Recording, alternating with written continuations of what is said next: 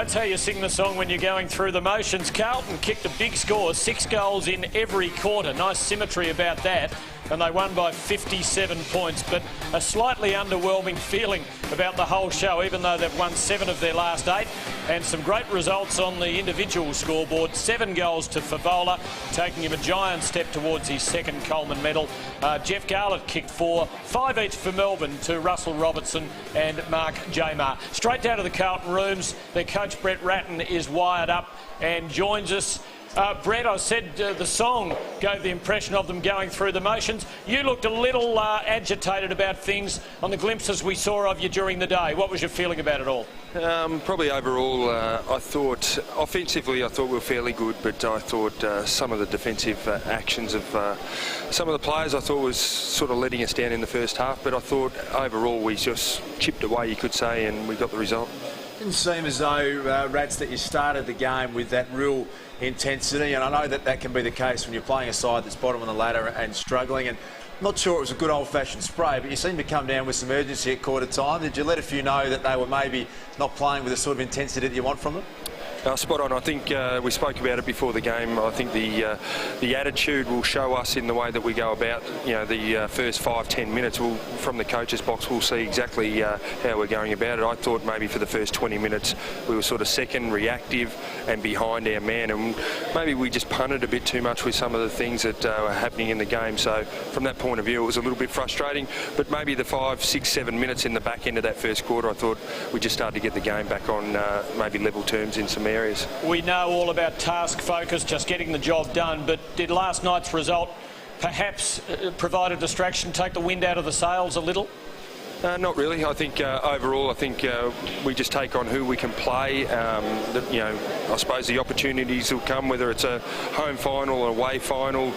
Okay, maybe the 4 spots gone now, but we're just happy to win games of football. It's been a long time for us, and maybe from a rehearsal point of view, we get to practice a lot of things before the finals.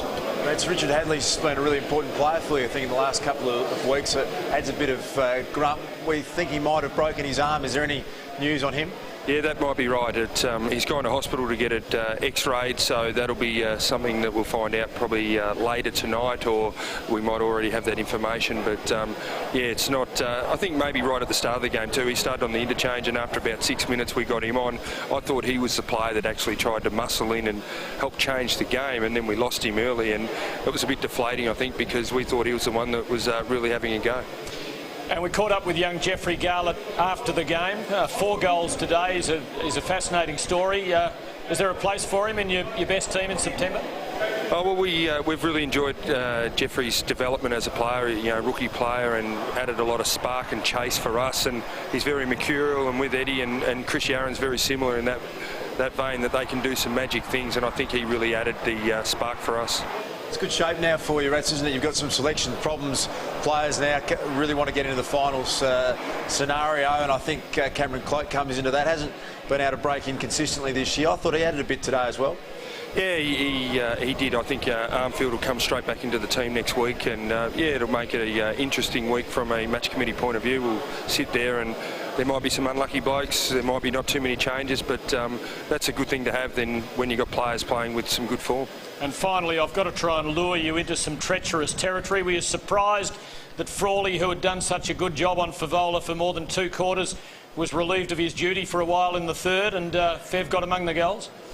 Oh, it's an interesting one. You talk about these things, but we rotate players off all the time, and Thornton's got to come off at times, and Bauer, and not too many players play 100 minutes of footy or the 100% in game, so they need a break. And with matchups, it's always difficult. Sometimes you roll the dice with our back 6 at times as well, so sometimes you get caught out and sometimes you don't. So I suppose Brendan made the most of maybe Frawley having a spell.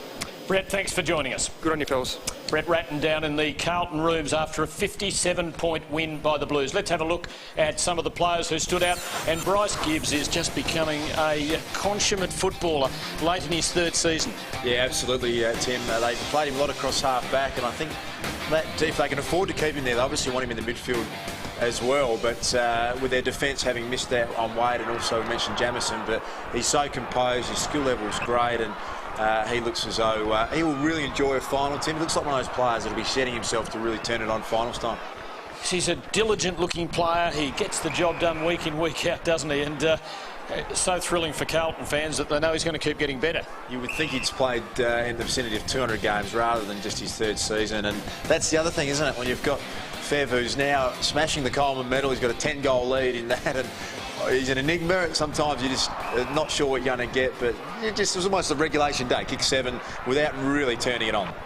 Do you think he might have taken a major step forward in recent weeks? We've talked about the shedding of weight and the perhaps slightly more disciplined approach to life. Is it showing in the way he's going about it? Geez, I hope so, because when he plays this way, he's just so exciting. He's compulsive viewing. He's so talented, and he inspires his teammates with his run and his chase and that sort of stuff. Let's hope from now on that is the norm. You don't always have to kick 7, but if you run and you tackle and you chase like he did today, then he is just such an important part of the side. He's 10 ahead now of Jonathan Brown.